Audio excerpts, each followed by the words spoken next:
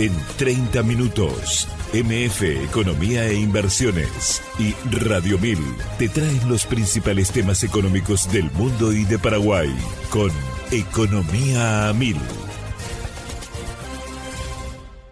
En Economía al Oído, Manuel Ferreira analiza los temas que marcan la economía global, regional y de Paraguay, con una mirada crítica y enfoque claro. Y si buscas noticias y voces claves del ámbito económico nacional, escucha también el podcast Economía a 1000, el espacio de entrevistas y actualidad. Dos miradas, una misma fuente. MF Economía e Inversiones. Llegó la hora de conocer a la pick-up que va a redefinirlo todo. Un vehículo con una fuerza increíble, con una capacidad sorprendente, con tecnología nunca vista en el segmento. Y además, un diseño extraordinario. La pick-up, el líder de la raza fuerte, está creando un nuevo estándar en la categoría. Llegó la nueva generación de Ford Ranger. Prepárate para lo imposible.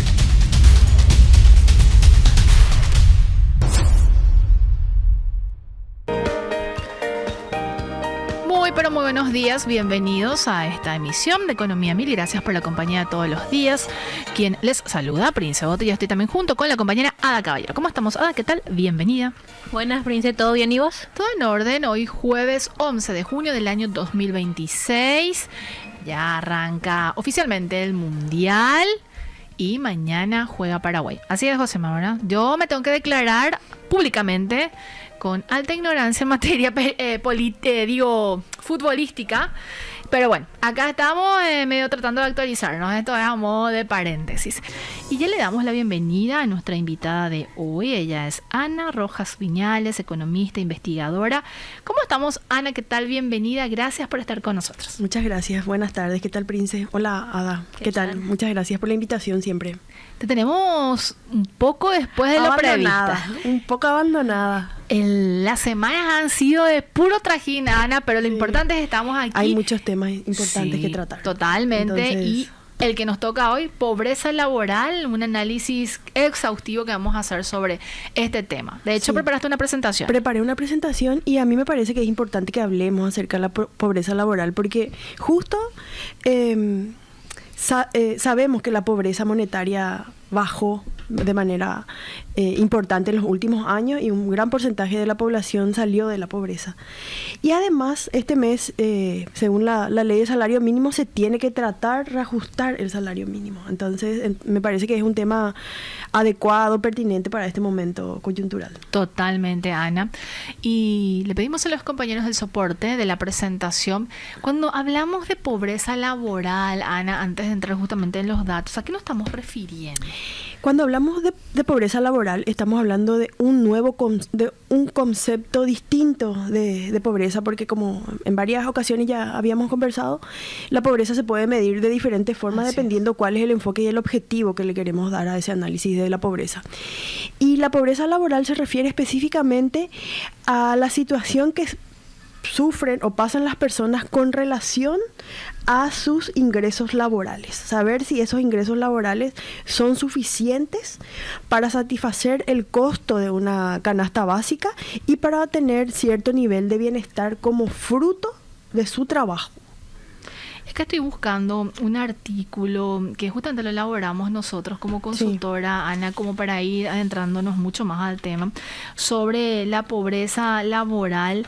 Y este de hecho es un artículo también o un informe del Banco Mundial, si mal no recuerdo, corrígeme nomás, Ana, de la OIT, sobre los datos que realmente asustan si hacemos una suerte de análisis a nivel general, porque de acuerdo con la OIT, se considera en situación de pobreza laboral los trabajadores con ingresos inferiores a $3 diarios y en esa condición existen unas 284 millones de personas en todo el mundo.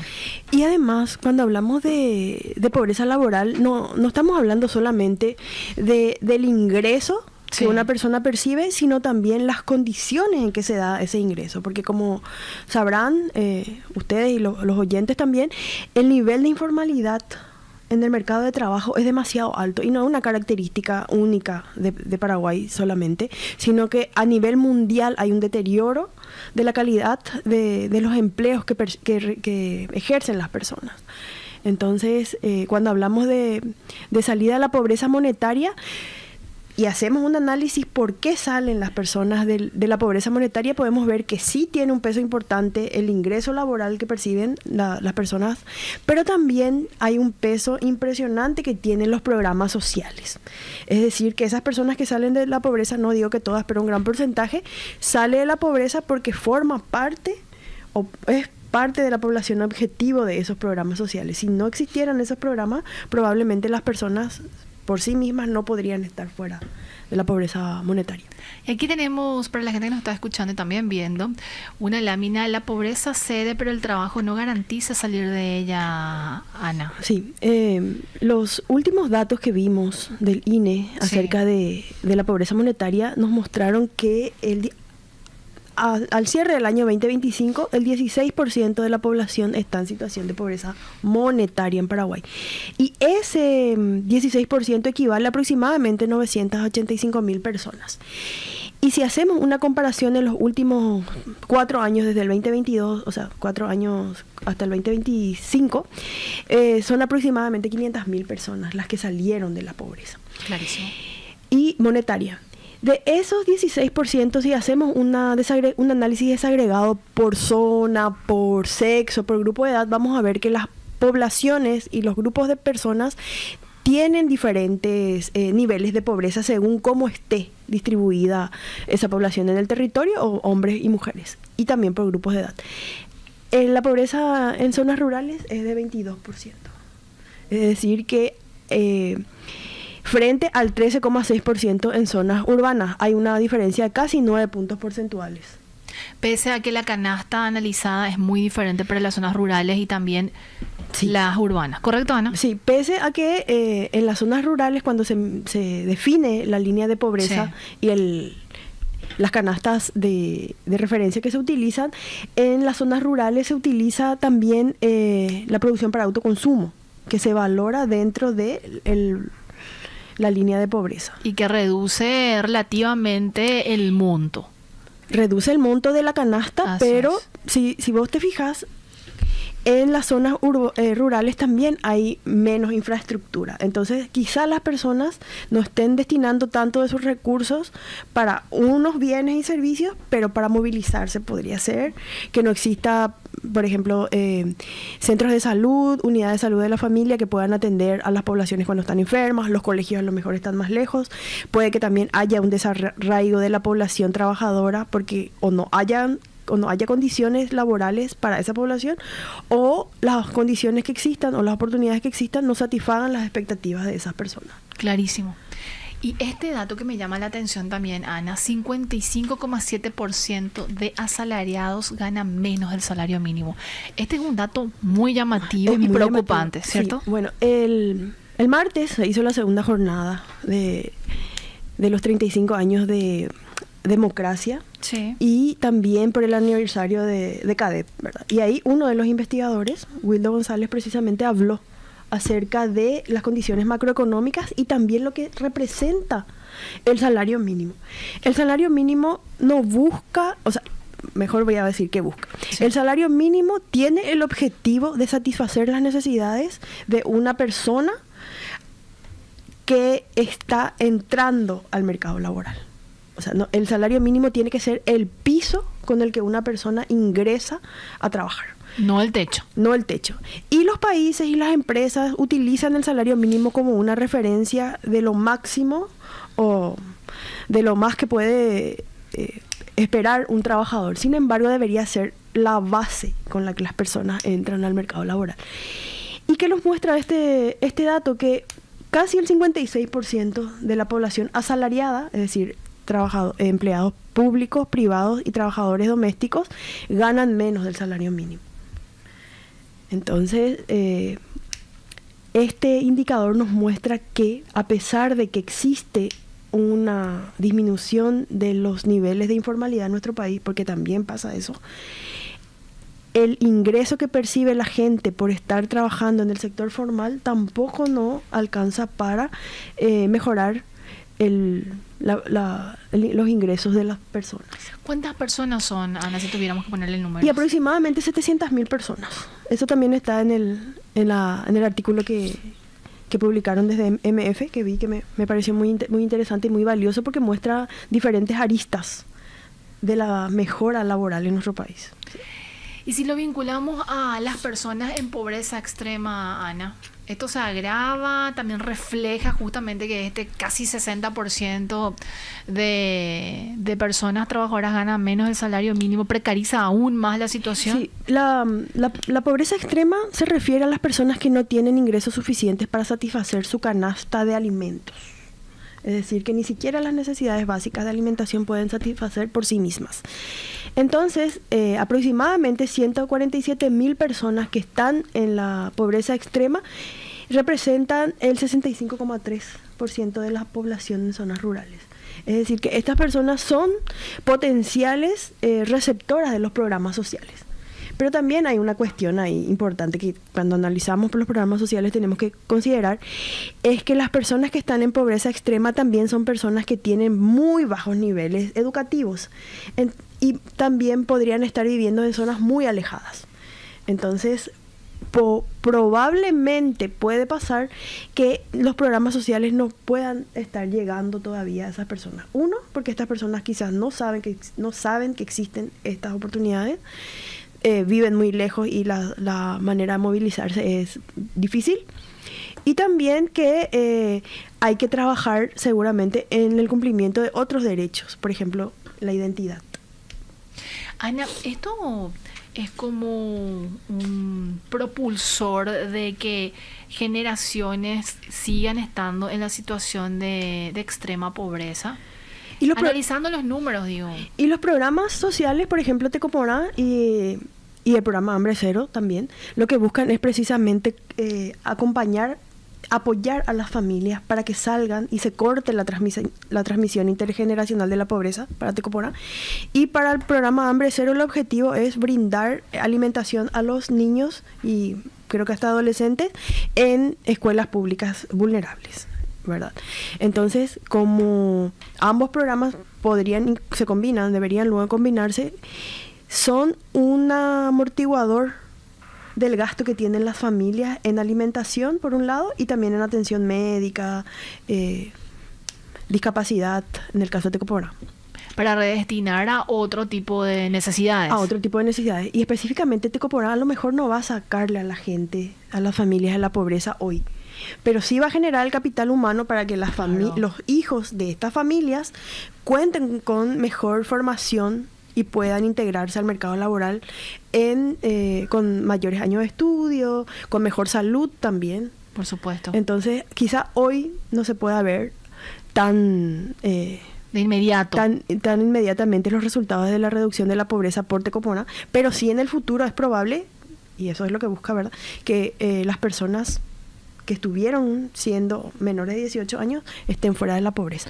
Porque hay resultados positivos a nivel regional, imagino, Ana, que vos sos también especialista en el tema. El programa Tecopona y todos los programas de transferencias con corresponsabilidad tienen resultados positivos en cuanto a la reducción de la pobreza. No podemos responsabilizar totalmente a estos programas de la reducción de la pobreza, pero sí hay impactos importantes en la reducción de la pobreza, en la mejora de la salud también de las personas, porque una persona educada tiene mejores condiciones de higiene, conoce mejor a dónde puede acudir cuando tiene algún tipo de dolencia y puede acudir también a exigir el cumplimiento de otros derechos, porque como tiene mejor educación, sabe cuáles son los derechos a los que puede acceder. Pero yo quisiera mencionar algo acerca de ese 55,7% de la población asalariada. Sí. Porque la población ocupada en Paraguay en el año 2025 es de aproximadamente 3.300.000 personas. Sí. Y la población asalariada es aproximadamente 1.900.000. Es decir que esas personas que no son asalariadas, que son, por ejemplo, trabajadores por cuenta propia, trabajadores empleadores o patrones no están incluidos dentro de este 55% porque no son asalariados. Ellos tienen o consiguen su salario mediante otras actividades, no dependen de otra persona. Clarísimo. No son dependientes, mejor dicho. Entonces, podría ser que los trabajadores por cuenta propia, si tuviéramos que considerar solamente la gente que recibe salario mínimo, ese 55% va a subir. Igual, sí, sigue llamando la atención. Los empleadores o patrones sí tienen un ingreso promedio superior al salario mínimo, pero los trabajadores por cuenta propia no. La siguiente lámina, por favor, compañeros. La informalidad.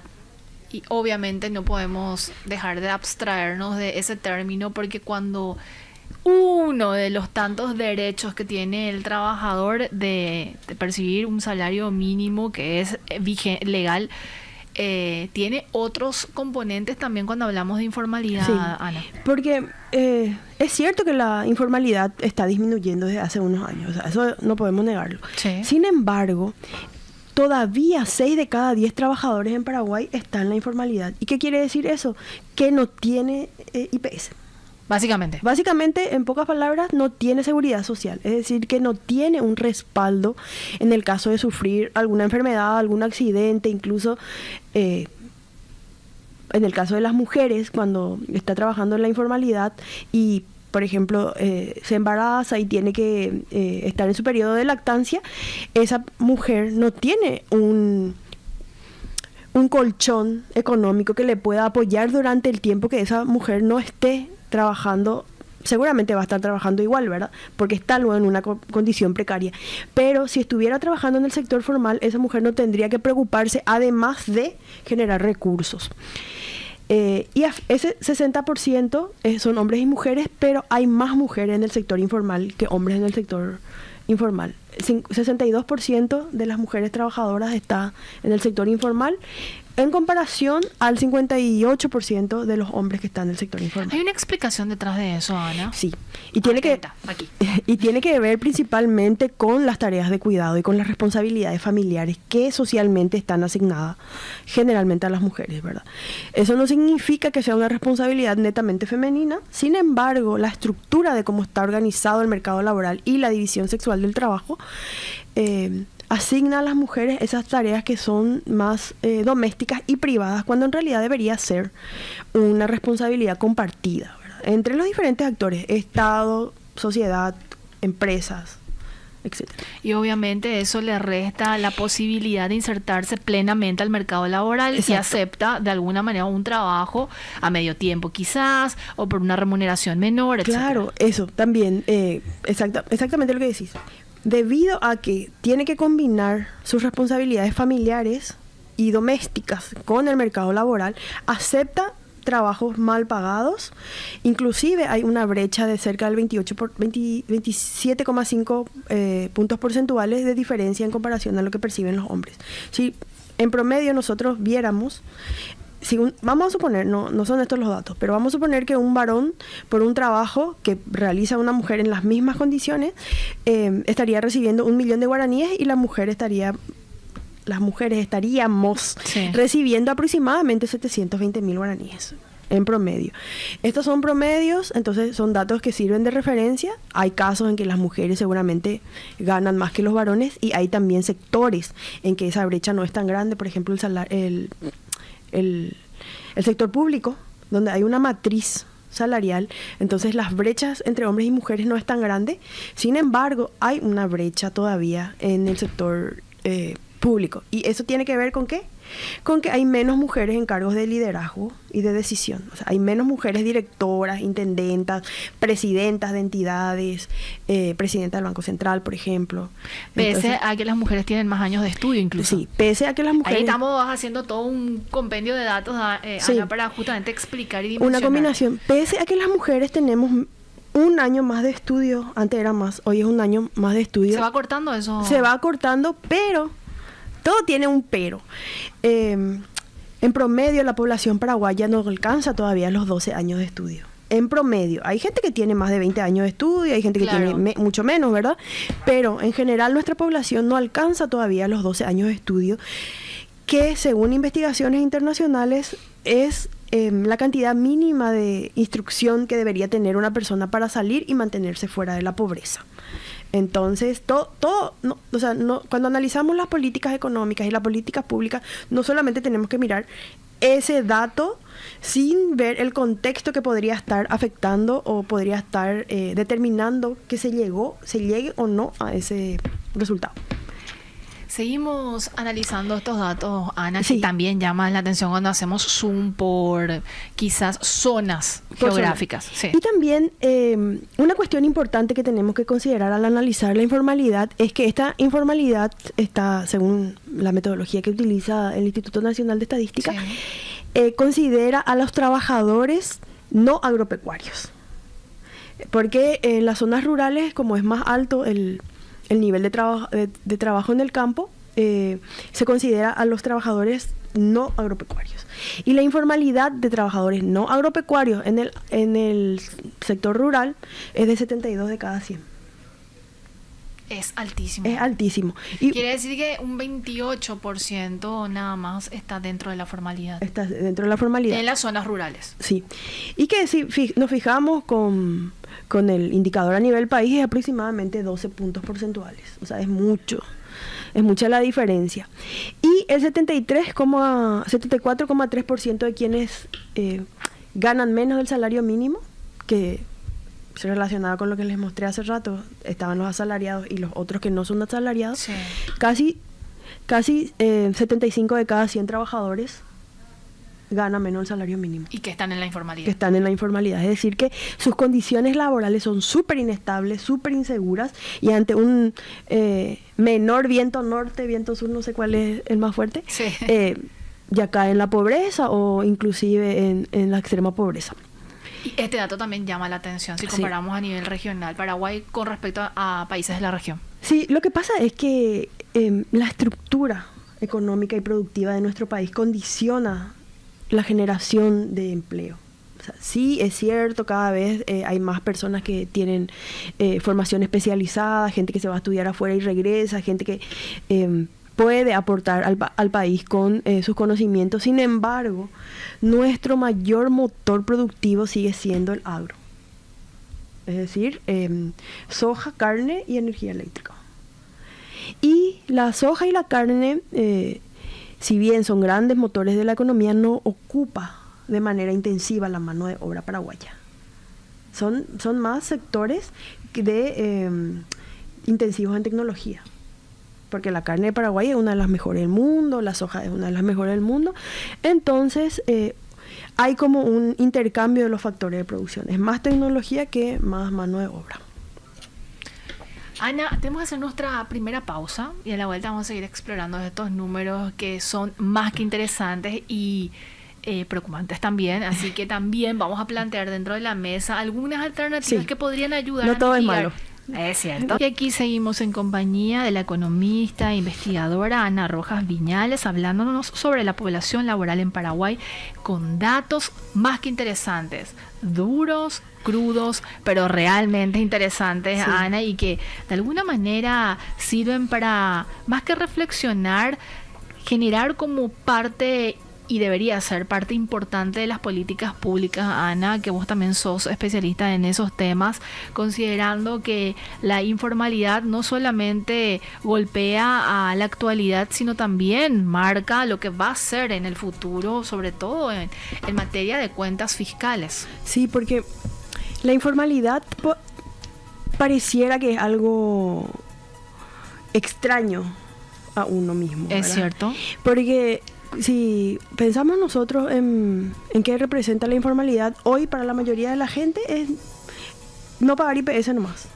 Pero no pagar IPS hoy, o no estar, o no exigir que estén dentro de la formalidad, implica que cuando alcancemos la mayoría, la adultez mayor, los 65 años, vamos a estar necesitando de un apoyo externo para poder sobrevivir, ¿verdad?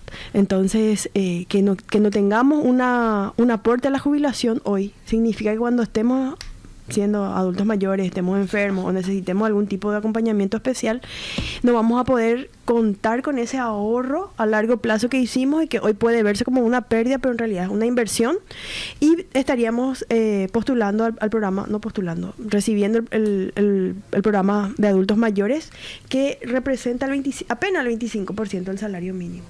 En cambio, una jubilación, en el mejor de los casos, podría incluso duplicar o triplicar ese valor del salario mínimo. Totalmente. Seguimos avanzando en la presentación de Ana Rojas Viñales, por favor, compañeros, porque hay una lámina que es justamente la siguiente, sobre dónde se concentra la precariedad, Ana, y aquí también vemos números realmente preocupantes. Sí, acá lo que podemos ver es que dónde está la población trabajadora informal.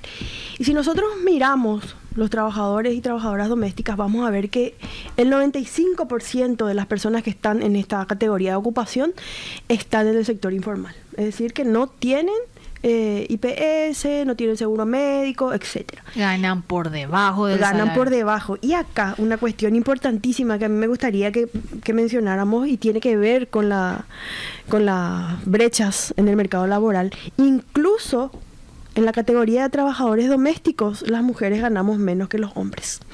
Y yo hice una comparación de cuánto representa el salario promedio de una persona que trabaja en el servicio doméstico con relación al salario mínimo. Es el 72%. Pero para los hombres es aproximadamente el 60% del salario mínimo, su ingreso promedio como trabajador doméstico, y para las mujeres es 58%.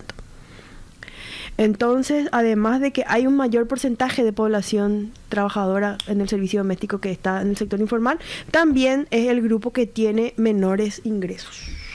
Clarísimo. Después está el trabajador por cuenta propia, que representa que el 77%, casi el 78% de los trabajadores por cuenta propia están en el sector informal. Y acá no es solamente la cotización a la seguridad social, sino si tienen o no tienen RUC. Porque el trabajador por cuenta propia debería estar registrado ante la Dirección Nacional de Ingresos Tributarios para pagar IVA. Y claro, en el mejor de los casos, si es que tiene buenos ingresos, también en algún momento pagar el impuesto a la renta personal. Clarísimo. Después, el empleador o patrón, el 27% de los empleadores o patrones está en la informalidad. El trabajador que está en el sector privado, el 57%, casi 58%, y el grupo que tiene menor informalidad es el empleado obrero público. Ahí llama la atención, Ana. Lo que pasa es que ahí, muchas veces, sí, lo que pasa es que, viste que las encuestas son autorreportadas. Entonces vos te preguntan algo y vos le respondes. Y vos podrías estar diciendo que trabaja. Estos son supuestos, ¿verdad? No necesariamente quiere decir que eso ocurra, ¿verdad? Puede que vos estés trabajando como gestor o como gestora en una institución pública por tu cuenta, pero vos decís que trabajás ahí. Clarísimo. Entonces, puede ser eso. Puede ser también que vos no conozcas bien cuál es tu condición laboral y decís que estás en el sector informal, pero puede que tengas un contrato o que sea un contrato verbal. Entonces, como son autorreportadas, también podría ser que haya errores en la respuesta que dan las personas. Seguimos avanzando. La siguiente lámina, el salario mínimo, bueno, líneas de pobreza por área de residencia también, Ana. ¿Qué vemos aquí? Bueno, acá lo que podemos ver es que efectivamente el valor de la canasta básica de bienes y alimentos, así como la canasta de alimentos, ha ido subiendo a lo largo del tiempo, ¿verdad? Y que, como vos mencionaste hace rato, hay una diferencia entre los valores de línea de pobreza urbanas y rurales. Precisamente por la producción para autoconsumo, también se suele dar trueques, intercambios. Hay otros mecanismos que compensan la generación de ingresos y también los alimentos y servicios que se brindan en el sector rural. Ana, ahí me llama la atención lo siguiente, la pobreza total urbana versus la pobreza extrema urbana. Hay una diferencia en materia de dinero o de monto calculado ahí de casi la mitad. ¿En cuál específicamente? Pobreza total urbana y pobreza extrema urbana. Y viste que... Bueno, igual si lo vamos también a pobreza total rural y pobreza extrema rural. También, sí. Claro. Lo que pasa es que, viste que la pobreza extrema lo que mide es cuánto cuesta una canasta de alimentos. Clarísimo. Y para considerar la canasta de alimentos se recurre a otros indicadores y a otros índices también, como por ejemplo, cuál es la necesidad de calorías mínima para una persona de tal edad en los determinados países. Entonces, a partir de saber cuántas son las calorías mínimas que requiere una persona, también se recurre a la canasta de alimentos o sea, la canasta que trabaja el Banco Central del Paraguay, que ya tiene como un estándar. Entonces, con base a eso se ve cuántas calorías son y cuántos de esos bienes que están en la canasta, o sea, el precio de esos bienes que están en la canasta corresponden a los alimentos, bienes, servicios, etcétera, y a partir de ahí se considera cada una de las líneas de pobreza. Pero también es interesante que si vos te fijas, solamente la alimentación es el 50%. Por eso, ahí iba mi pregunta. ¿Entendés? O sea, claro. El gasto más importante de las familias es la alimentación. ¿Cómo repercute ese gasto más importante en las familias? Tiene que ver con cuál es el nivel de ingreso y tu propensión a consumir. Si vos sos pobre extremo, la mayor parte de tus ingresos, porque no son ganancias, de tus ingresos se va a ir a alimentos. Si sos una persona del percentil más rico, a lo mejor el 1% de tus ingresos se va a ir en alimentos. Pero eso no implica que deje de ser el gasto más importante seguramente. Y de ahí la importancia de los ingresos laborales. Sí, porque una persona pobre laboral no puede ni siquiera cubrir esa canasta de alimentos por sí misma. Ana, tenemos que hacer nuestra última pausa y yo estoy más que entusiasmada con tus datos, así que vamos a seguir explorando porque hay más. Vamos a nuestra última pausa y a la vuelta seguimos conversando con Ana Rojas Viñales. Seguís escuchando Economía 1000, tramo final del programa. Tenemos muchos más datos, así que compañeros, si nos dan el soporte, siguiendo con la presentación de Ana Rojas Viñales. Ana, la siguiente, por favor. Tenemos otros datos también. El salario mínimo no alcanza para sacar una familia tipo de la pobreza. Acá, por ejemplo, a mí me parece importante hacer varias acotaciones, aclaraciones. Cuando hablamos de familia tipo, la familia tradicional, que sabemos que no es la familia más común en Paraguay, sí, que no es la familia más tradicional, pero es la que está formada por papá, mamá e hijos, ¿verdad? Y cuando hablamos de una familia tipo, hablamos papá, mamá con 2 hijos, o sea, una familia de 4 miembros, donde hay un único proveedor, que sería el varón, ¿verdad? Sí. Por la división sexual del trabajo y todas las creencias socialmente arraigadas. Entonces, lo que yo hice acá fue comparar qué sucedería en una familia de 4 miembros, porque efectivamente ese es el número promedio de miembros de una familia, según los datos que yo procesé, con un único proveedor que gana el salario mínimo. Y acá lo que vemos es que en todos los años, desde el 2020 hasta el 2025, las familias con un único proveedor que gana salario mínimo no logra cubrir el valor de la canasta de la canasta básica de bienes y servicios, o sea, la línea de pobreza. Y en el año 2025, una persona que estaría ganando aproximadamente 2,5 millones no podría estar cubriendo, le faltarían 830,000 guaraníes para cubrir la canasta, el valor de la canasta básica de bienes y servicios, que estaría aproximadamente en 3,700,000. O sea, con su trabajo, una persona no puede satisfacer las necesidades de una familia de 4 personas. Necesariamente tiene que trabajar la mujer, tiene que tener un mayor ingreso, etcétera. Podría estar siendo participante de programas sociales, y además hay que considerar que acá nosotros no tenemos en cuenta la edad de las personas. No sabemos si estos 2 niños, o estos 2 hijos, o estos 2 dependientes están en edad de trabajar, si tienen discapacidad, si son adultos mayores, si están en la escuela, si están en el colegio, en la universidad. Es decir, que es una fotografía estática de qué pasaría en una familia con 4 personas. La siguiente lámina, por favor, compañeros.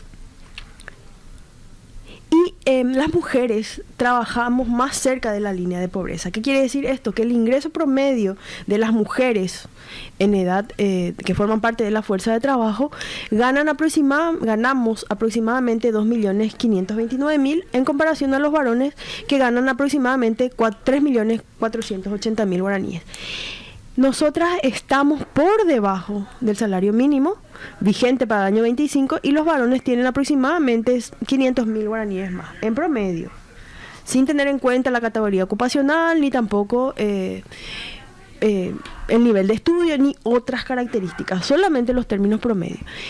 Y el promedio de los varones es aproximadamente 3,7 veces la línea de pobreza. Y de las mujeres es aproximadamente 2,7 veces la línea de pobreza. O sea, acá estamos combinando tanto salario mínimo como también líneas de pobreza con el ingreso promedio. ¿Querés avanzar a la penúltima?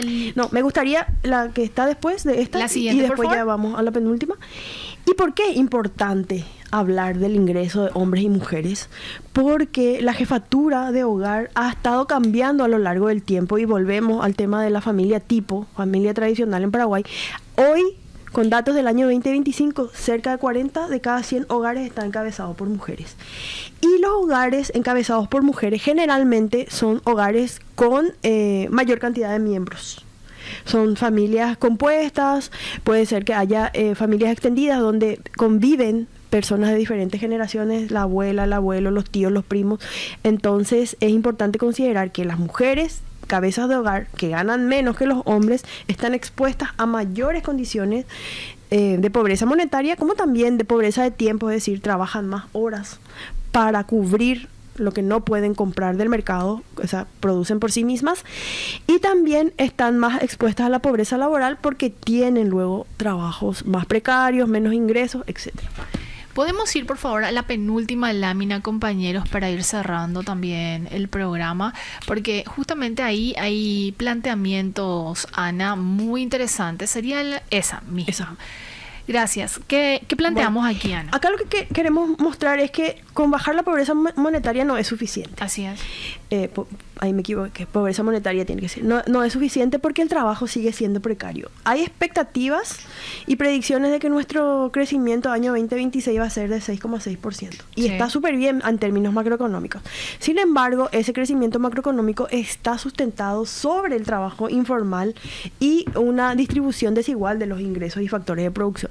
Entonces, es necesario formalizar a la población que trabaja. Para eso se tiene que hacer yo creo que una transición desde la formalización del trabajo doméstico, valorar también el trabajo que se hace dentro de los hogares, equiparar los salarios que perciben hombres y mujeres, pero para eso hay que profundizar en las políticas públicas de redistribución de responsabilidades, cerrar también las brechas territoriales, porque como vimos, la situación en el campo y la situación en las ciudades es muy distinta y también es muy distinta entre diferentes localidades rurales y localidades urbanas, y también hay que considerar la importancia que tienen los jóvenes. O sea, cómo se insertan los jóvenes al mercado laboral. Es muy difícil también tener buenos trabajos, buenos primeros trabajos, porque generalmente se ingresa con pasantías, a lo mejor a veces ni te pagan, o te pagan muy poco, entonces o te dan trabajos que no permiten que vos te puedas desarrollar en aquellas áreas que son de tu interés o que estás estudiando, porque muchos de nosotros habremos trabajado nuestros primeros años de universidad o de estudio en cosas que no tenían que ver con nuestra carrera, ¿verdad? Entonces, hay muchas las tasas de informalidad son muy altas para los jóvenes y las mujeres, y también el nivel de informalidad que ya no pudimos ver hoy, pero podemos ver en otro programa con mucho gusto, es que la informalidad es más alta en los extremos del ciclo de vida laboral. Cuando se ingresa entre los 18, 24 años y también cuando se sale a partir de los 65 años para adelante, ¿verdad? Ana, muchísimas gracias por el tiempo, que tengas un excelente jueves. Muchísimas gracias. Estuvimos con Ana Rojas Viñales, economista e investigadora, hablándonos sobre la pobreza laboral en Paraguay. Un programa más que interesante. Nos pasamos unos minutos, así que disculpen. Nos encontramos o reencontramos el lunes. Mañana es feriado, se repite el programa, así que a disfrutar el capítulo de mañana. Y esperemos que gane Paraguay. Que tengan un excelente jueves.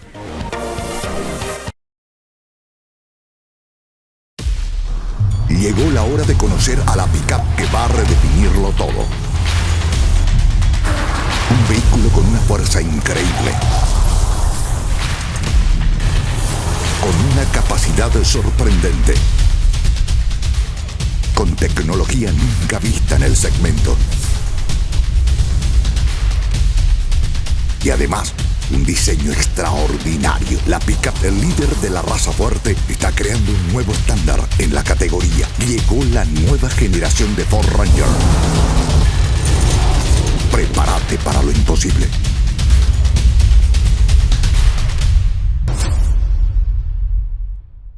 En Economía al Oído, Manuel Ferreira analiza los temas que marcan la economía global, regional y de Paraguay, con una mirada crítica y enfoque claro. Y si buscas noticias y voces claves del ámbito económico nacional, escucha también el podcast Economía MIP, el espacio de entrevistas y actualidad. Dos miradas, una misma fuente. MF Economía e Inversiones.